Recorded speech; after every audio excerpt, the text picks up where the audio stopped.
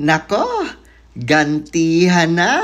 Panibagong resolusyon na naman ang inihain sa Kamara. Layon po nitong hikayatin ang lahat ng ahensya ng gobyerno para tumulong sa investigasyon ng ICC kaugnay sa madugong drug war ng nagdaang Duterte administration. Nasa frontline balita ngayon si Marin Enriquez.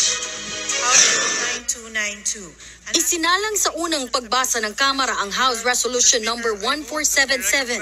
Inihain ito ni na House Committee on Human Rights Chairman Benny Abante at One Rider Party List Representative Ramon Rodrigo Gutierrez.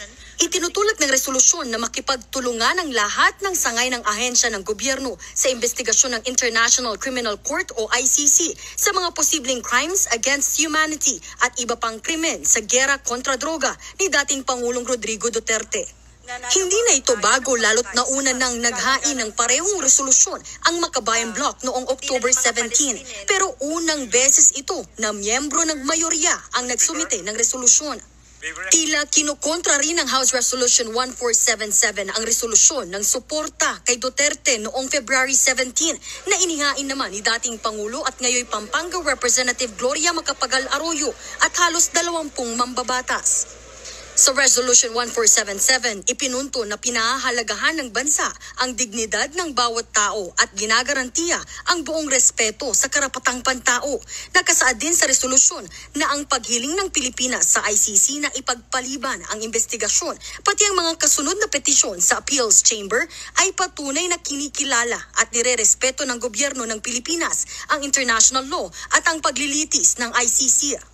Nakasaad din na sakop pa ng ICC ang balak na pag-iimbestiga sa mga krimen mula November 2011 hanggang March 16, 2019 matapos pagtibayin ng ating Korte Suprema noong March 2021 na obligado pa ring makipagtulungan ng bansa sa investigasyon. Kaya kahit daw kumalas na ang Pilipinas sa Rome Statute noong March 17, 2019, pwede pa ring mag-imbestiga ang ICC.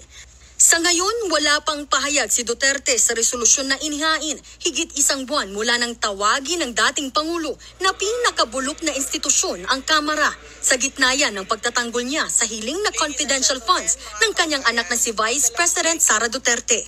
15 araw din ito mula nang maglabas ng resolusyon ng suporta ang Kamara sa House leadership dahil sa mga patutsada ni Digong. Sa gitna naman ito, sabi ni Justice Secretary Boying Remulla, kailangan ng masusing pag-aaral sa bagong resolusyong inihain sa Kamara. Una nang iginiit ni Remulla at Administrasyong Marcos na hindi na sila makikipag-ugnayan sa ICC. Nagbabalita mula sa Ito yung ikinapagtataka ko mga lods eh. Kasi sobrang andaming kadramahan, 'di ba, sa Kamara. Simula nung hiniling lang ni former President Duterte na i-open book at sa publiko, no, ang pondo nila kung saan napupunta. Ang dami na nilang pinaggagawa, ang dami na nilang kadramahan. Unang kadramahan nila, yung pagiging defensive nila, 'di ba? Meron pa silang suporta, no, kay House Speaker. Pangalawa, yung paglipat ng halos lahat ng kongresista, no, from PDP to, 'di ba, Lakas, yung partido ni Romualdez. Tapos ngayon, ito na naman, makikipagtulungan sila sa ICC. Grabe. So never nilang sinagot yung batikos ni former President Duterte na sila ang pinakakurakot na institusyon. Never nila yun sinagot. Di ba? Madali lang naman yes or no. Pero hindi nila yun sinagot. Ang dami nilang mga cheche-burecheng pinaggagawa. Instead na ipakita nyo sa tao gaano kayo ka-transparent, di ba? Gaano nyo or papaano nyo ginagamit yung pondo ng tao, iniiba nyo ang usapan. Papunta na kayo doon sa ICC. Ay grabe talaga Pilipinas, di ba? Kung sino pa yung maraming nagawa sa bansa, kung sino pa ang totoong may malasakit sa bansa, kung sino pa ang nakatulong para sugpuin ang droga sa bansa.